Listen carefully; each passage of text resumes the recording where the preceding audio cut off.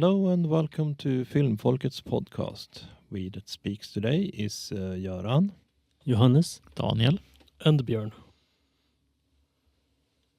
Today's movie is The Princess Bride. The movie in brief. A young boy is sick at home and is visited by his grandfather who reads him a story. That of the Princess Bride. A woman named Buttercup falls in love with a farmhand, Wesley, who is soon lost at sea to pirates. She is soon chosen to wed Prince Humperdinck of Florin, but is abducted by a strange trio pursued by a mysterious man in black, setting off a grand adventure. That's a good summary, and it feels like there are some similarities with the movie that we watched last week. That there is a lot of characters in this movie that is kind of dumb, but it's kind of fun in a way, and the whole story is read like a stage play, or at least kind of fun when the narrator, which is the grandfather to the sixth child, and there's some interruptions, like it's mostly when you read to a child, and also the characters and the environments and some of the over-the-top action. it's kind of interesting, the whole thing that the grandpa is reading to his grandson. That makes you think if it means he's changing the story too. That's why it's a bit more silly. Considering it's a very old book, and it might be even more like dramatic, but he's making it more silly because the grandchild. Considering he doesn't like the kissing and stuff, and he was kind of upset about when things were about to get wrong. So I was thinking maybe the grandpa is making some changements in the story, and that's why it is how it is. Well, considering that this book have been read to generations of their family, first the grandfather's father to him, and then to the grandfather to this child's father, and then from this grandpa to this grandson. So maybe during the generation they have changed and tweaked some things. That could very well be. Because I like to think that that's part of the silliness, and that makes it even greater for me, at least. Yeah. And I must say, I was surprised because I didn't remember that Mark Knopfler did the music to the movie. And I was surprised. But it explains why it's so good. Oh, yeah. It's really great. I really love during the fight scene when the music follow what they're doing with the swordplay. That is fantastic. Yeah, and I wonder how many times they had to retake the whole thing when they were doing that sword fight, because it's very over the top and a lot of acrobatic stunts when they're jumping around. It's an interesting thing there because both actors took some extensive fencing lessons and do some real good work there. But they cut it with some, like you say, some acrobatic moves and a little of what we call flinning. Errol Flynn movie style fencing, where they just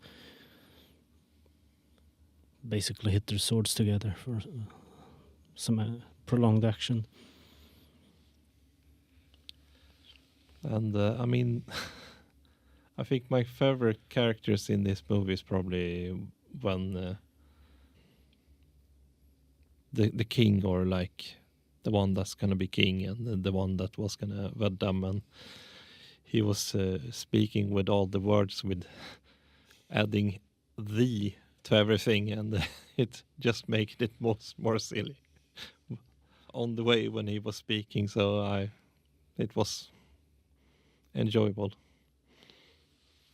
So you have a good array of actors with an entertaining theatrical flair.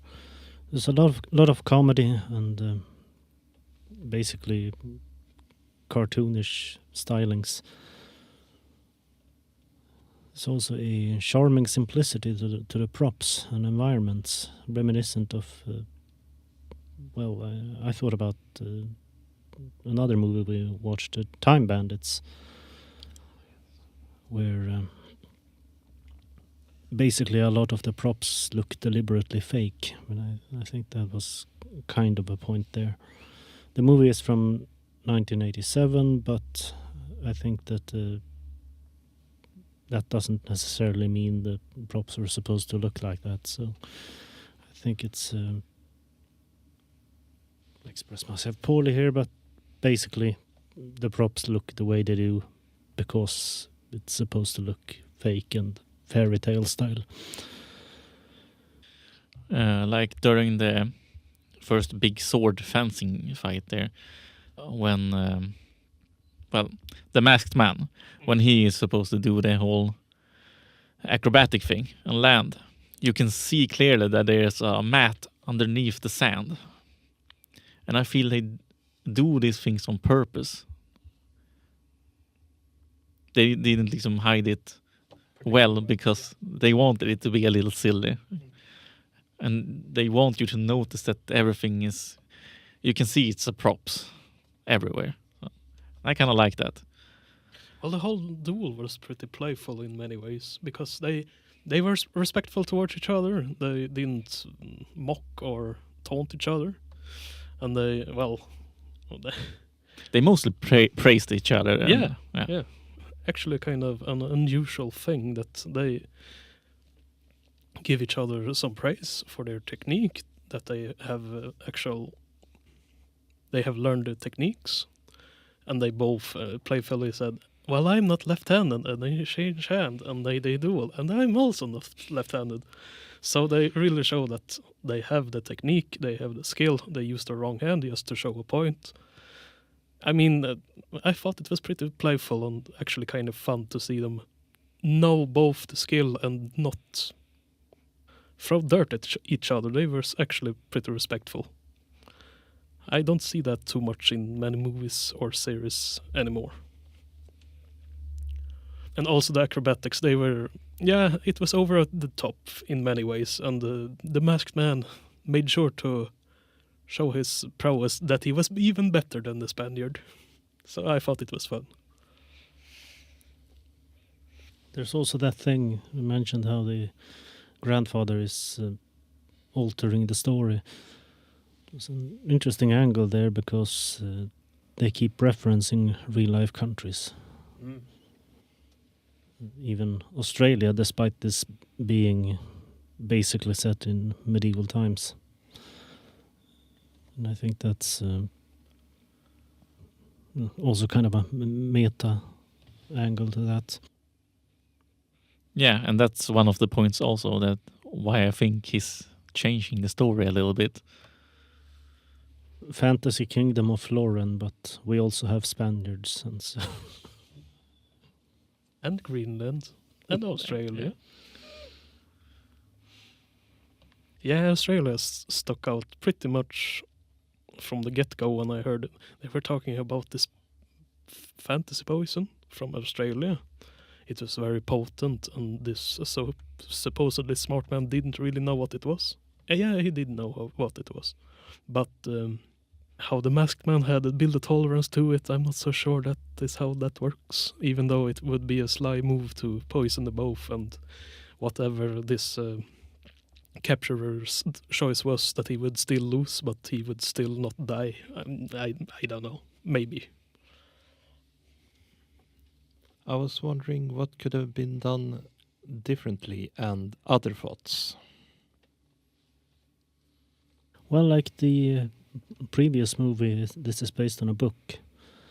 And much like it was also unsuccessful commercially, but picked up a lot of sales as a cult classic and fixture in popular culture. Mainly through VHS and DVD sales later on. And this movie has been referenced a lot in other contexts and really taken off online. Has its own life in that kind of an environment. I think that's fun. Count Tyrone Rugen was played by actual English nobleman of Essex, who is also the husband of Jamie Lee Curtis. Huh. He's also been involved in a lot of other movies and things. He's kind of prolific there. This was also directed by Rob Reiner, so rest in peace to that. And well, it was kind of a point there to watch that movie for that. One of his well-known works. I can't really think of anything that could make it better in a sense or different in a way that I think would improve it. Because I kind of like it how it is. There's very few things I picked up on that I thought would need a change. Need. Want is another thing. I think the abrupt end, well, it was played for a gag a little, but I think at least, well, maybe the Spaniard got to see how he became the new pirate of, see how that changed and how the giant, Andre, my bad, he never didn't get an end either. He was just, we rode off on the white horses in the sunset and lived happily after, but to what point? That's about it. Otherwise, I think it have held up extremely well. I am very happy with the movie. I thought it was a joy to watch through. It was a long time ago I saw this movie. Last time. So it was actually pretty fun to see it again. And I didn't remember that rat in the fiery forest, or what it was called. I thought it was very funny, but I didn't remember it. Style-wise, I think they could have done a much better job with the rodents of unusual size. Oh yeah. It's a terrible special effect, even for the time. And I read something about that basically in some scenes you have a little person in a costume who runs on all fours, and in another scene is basically wrestling a puppet, and it doesn't look good either way. It's so bad it's funny. Yeah. Maybe that's why I enjoy it so much. Yeah. Same here. I don't know if this is just me, but spoiler warning. When the grandfather was gonna end the story, it felt like he was part of that world, in a way. But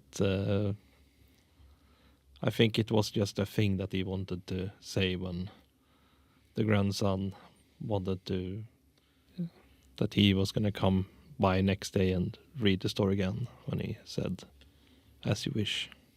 To me, it feels like that's something that his father said to him. So it's kind of like he has been waiting for the moment where he can say it too. That's the kind of vibe that it gave me. Well, it was very deliberate, that's for sure. Yeah. That smile of his, that the kid came around after a while. At first he wasn't really into the whole book reading. Yeah. But at the end he wanted more. That's when Grandpa had his moment. He seemed like a very nice old man, so much I can say. Yeah. Except for the cheek thing. I got no more notes. Well, we considered watching a pirate movie next week. Specifically Cutthroat Island. If that's something we'd be interested in. Oh yeah. I'm not aware of the movie, but it sounds like it could be a nice time. So yeah. Yeah, sounds good. It feels like nice with this kind of movies when we are in the winter. Like adventure movies, to be somewhere else than this horrible weather. Well, I wish you all goodbye for this time. Don't forget to watch, like, and subscribe, and follow our social. See you next time. Yeah, goodbye. Bye bye. Bye for now.